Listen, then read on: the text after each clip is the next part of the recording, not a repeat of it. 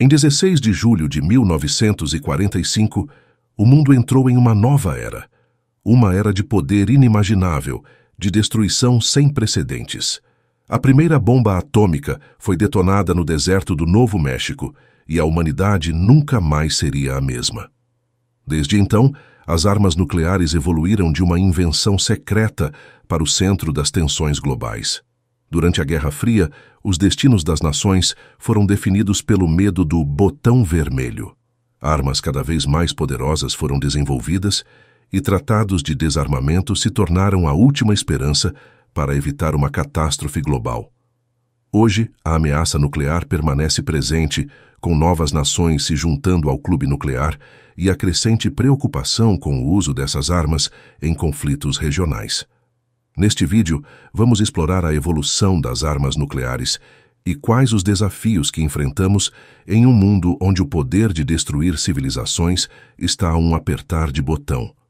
O Projeto Manhattan, que teve início em 1942, foi a operação secreta que levou à criação das primeiras armas nucleares, liderado pelos Estados Unidos durante a Segunda Guerra Mundial, em colaboração com o Reino Unido e o Canadá. Orientado por cientistas renomados como J. Robert Oppenheimer, o pai da bomba atômica, o Projeto Manhattan reuniu as mentes mais brilhantes do mundo em um esforço sem precedentes. Financiado em sigilo pelo governo dos Estados Unidos, o projeto se espalhou por várias instalações secretas, incluindo laboratórios em Los Alamos, Oak Ridge e Hanford. O ápice do projeto ocorreu em 16 de julho de 1945, no deserto do Novo México, com a realização do primeiro teste nuclear da história, conhecido como Teste Trinity. Ao amanhecer, uma bola de fogo gigantesca iluminou o céu, gerando uma onda de choque que pôde ser sentida a quilômetros de distância. O sucesso do teste Trinity marcou o início da era nuclear e trouxe ao mundo uma arma capaz de destruir cidades inteiras. Em 6 de agosto de 1945, a bomba Little Boy foi lançada sobre Hiroshima. Com uma potência de 15 quilotons de TNT, ou 15 mil toneladas de dinamite, a explosão foi capaz de destruir quase toda a cidade, matando milhares de pessoas instantaneamente. Esta foi a primeira vez que uma bomba atômica foi usada em combate, marcando o início de uma nova era no campo da guerra. 3 dias depois, em 9 de agosto, a bomba Fat Man foi detonada sobre Nagasaki. Embora seu design fosse mais avançado, utilizando plutônio ao invés de urânio, sua potência era de 21 quilotons, pouco maior que a de Hiroshima, mas o suficiente para devastar uma segunda cidade. Essas primeiras bombas atômicas usavam uma tecnologia chamada fissão nuclear. Basicamente, elas quebravam átomos muito pesados para liberar uma quantidade enorme de energia. A bomba que atingiu Hiroshima usava urânio-235. Dentro da bomba, 2 pedaços de urânio eram separados. Quando a bomba era detonada, um pedaço de urânio era disparado contra o outro, como uma bala em um canhão. Quando os 2 pedaços se uniam, eles desencadeavam uma reação em cadeia que liberava muita energia. A bomba lançada sobre Nagasaki usava um material diferente, o plutônio-239, e tinha um jeito mais complicado de funcionar. Ao invés de disparar pedaços de plutônio um contra o outro, a bomba usava explosivos ao redor de uma bola de plutônio. Esses explosivos faziam com que o plutônio fosse comprimido, o que também causava uma reação em cadeia. Após o fim da Segunda Guerra Mundial e com o aumento das tensões entre os Estados Unidos e a União Soviética, a corrida armamentista rapidamente impulsionou o avanço da tecnologia nuclear. Em 1952, os Estados Unidos testaram a primeira bomba de hidrogênio, codinome Ivy Mike. Diferente das bombas de fissão, as bombas de hidrogênio utilizam fusão nuclear, aumentando drasticamente sua potência. Ivy Mike tinha uma potência de 10,4 megatons, quase 700 vezes mais forte que a bomba de Hiroshima. Como falamos anteriormente, as primeiras bombas atômicas usavam um processo chamado fissão nuclear. Nesse tipo de bomba, Núcleos de átomos pesados, como o urânio ou o plutônio, são divididos ao meio, liberando muita energia. Mas depois vieram as bombas de hidrogênio, que funcionam de maneira diferente e são muito mais poderosas. Elas usam a fusão nuclear. Em vez de dividir átomos, como na fissão, a fusão junta dois átomos leves, como hidrogênio, formando um átomo maior e liberando uma quantidade ainda maior de energia. Para dar uma ideia do poder dessas bombas, as bombas de fissão, como as de Hiroshima, têm potências em quilotons, que equivalem a milhares de toneladas de dinamite. Já as bombas de hidrogênio têm potências em megatons, que equivalem a milhões de toneladas de dinamite, ou seja, são centenas a milhares de vezes mais destrutivas. Curiosamente, as bombas de hidrogênio precisam de uma explosão de fissão para iniciar a reação de fusão. Então, elas combinam os dois processos. A fissão cria uma explosão inicial e a fusão gera a maior parte da energia destrutiva.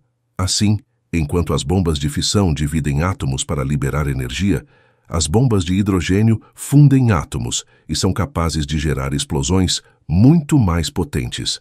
São essas armas que representam a maior ameaça no cenário nuclear moderno. Os testes nucleares, realizados principalmente durante a Guerra Fria, tiveram consequências devastadoras, tanto para a humanidade quanto para o meio ambiente. Milhares de pessoas foram forçadas a abandonar suas casas devido a testes nucleares. Em locais como as Ilhas Marshall, comunidades inteiras foram evacuadas e muitos nunca puderam retornar. Os testes também resultaram na contaminação de solos e fontes de água. Radiação e materiais tóxicos se espalharam, afetando a agricultura e a vida aquática. As explosões destruíram ecossistemas inteiros, flora e fauna foram dizimadas, e áreas antes férteis tornaram-se estéreis. A biodiversidade sofreu imensos danos. A B-41 foi a bomba de hidrogênio mais poderosa já feita pelos americanos. Ela tinha uma potência de até 25 megatons de TNT. Isso significa que ela era cerca de 1.500 vezes mais poderosa que a bomba que destruiu Hiroshima. No entanto, a Tsar Bomba detonada pela União Soviética em 30 de outubro de 1961 é a bomba mais poderosa já testada na história. Com uma potência de impressionantes 50 megatons de TNT, essa arma nuclear é um símbolo do poder destrutivo da era da Guerra Fria. A Tsar Bomba era cerca de 3.333 vezes mais poderosa do que a bomba de Hiroshima e 2 vezes mais poderosa que a B-41. Embora a Tsar Bomba tenha sido testada em 1961 em uma área remota e não tenha sido usada em combate, sua potência extrema levantou questões sobre a ética e a responsabilidade em relação ao uso de armas nucleares. O mundo se deu conta de que a tecnologia tinha ultrapassado os limites da destruição. A explosão da Tsar Bomba foi tão intensa que poderia ter causado destruição em uma área equivalente a Paris e seus arredores. Originalmente planejada para ser de 100 megatons, os soviéticos reduziram a carga devido à preocupação com os efeitos globais da radiação. Com o passar das décadas, as potências nucleares investiram em miniaturização, criando ogivas menores e mais precisas, mas ainda extremamente poderosas. Por exemplo, as ogivas dos mísseis balísticos intercontinentais de hoje podem ter potências variáveis, de 100 quilotons até 1 megaton, mas com maior precisão e capacidade de múltiplos alvos. Hoje, além das grandes ogivas estratégicas, o desenvolvimento de armas nucleares táticas levanta novas preocupações. Essas armas, projetadas para serem usadas em campos de batalha, têm potências menores, geralmente entre 0,3 e 50 quilotons, mas são mais móveis e potencialmente mais fáceis de usar em conflitos regionais. Atualmente, tanto a Rússia quanto os Estados Unidos possuem os maiores arsenais nucleares do mundo, com cada um tendo milhares de ogivas nucleares em seus arsenais. Esses arsenais incluem uma variedade de armas, desde mísseis balísticos intercontinentais até bombas nucleares táticas. Ambos os países também têm submarinos nucleares capazes de lançar mísseis, o que proporciona uma segunda opção de ataque e aumenta a dissuasão. A possibilidade de um conflito nuclear entre essas potências é uma preocupação constante. Se uma guerra nuclear começasse, as consequências seriam catastróficas. As explosões iniciais causariam a destruição instantânea de cidades e a morte de milhões de pessoas. Além da destruição imediata, haveria efeitos a longo prazo, como radiação, contaminação e um colapso dos sistemas de saúde e infraestrutura. Um dos efeitos mais assustadores de uma guerra nuclear de larga escala, com várias potências envolvidas, seria o inverno nuclear. As explosões levantariam uma quantidade enorme de poeira e fuligem na atmosfera, bloqueando a luz do Sol e causando um resfriamento global. Isso poderia levar a falhas nas colheitas e uma crise alimentar em larga escala.